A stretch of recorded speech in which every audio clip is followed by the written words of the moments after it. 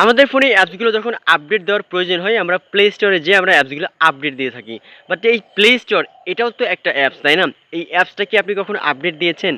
কখনো হয়তোবা আপনি আপডেট দেয় নাই। তো এই প্লে স্টোর অ্যাপসটা আপনি কিভাবে আপডেট দিবেন চলুন আমি আপনাকে দেখিয়ে দিচ্ছি। ফার্স্টে আপনার প্লে স্টোর ওপেন করবেন। প্লে স্টোর ওপেন করার পরে উপরের দিকে যে একটা অপশন দেখতে পাচ্ছেন এখান থেকে প্রোফাইল, আপনি ওখানে ক্লিক করবেন। ওখানে ক্লিক করার পরে নিচের দিকে দেখেন লেখা আছে যে সেটিংস, আপনি সেটিংসে ক্লিক করবেন। সেটিংসে ক্লিক করার পরে অ্যাবাউট লেখা থাকবে, আপনি অ্যাবাউটে ক্লিক করবেন। অ্যাবাউটে ক্লিক করার পরে নিচের দিকে দেখেন আপডেট প্লে স্টোর লেখা আছে, আপডেট প্লে স্টোরে ক্লিক করবেন।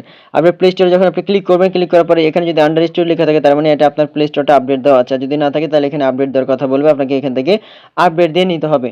অথবা আপনি যেটা করতে পারেন আদার্স একটা উপায়, সেটা হচ্ছে আপনার ফোনে সেটিংস আপনি ওপেন করবেন। সেটিংস ওপেন করার পরে নিচের দিকে আপনার ফোনে দেখেন এখান থেকে যে অ্যাবাউট ফোনে আপনি আসবেন। আসার পরে এখান থেকে সফটওয়্যার ইনফরমেশন, আপনি এখান থেকে দেখেন সফটওয়্যার ইনফরমেশন আসার পরে আপনি এখান থেকে আপনার ফোনটা হচ্ছে আপডেট দিতে পারবেন। দেখেন এখান থেকে আমি আসলাম, সফটওয়্যার আপডেট দেওয়া আছে, এখান থেকে আপডেট দিয়ে নিতে পারবেন খুব সহজেই। এখানে আপডেট দিলে কিন্তু আপনার প্লে স্টোরটাও আপডেট হয়ে যাবে অটোমেটিক্যালি।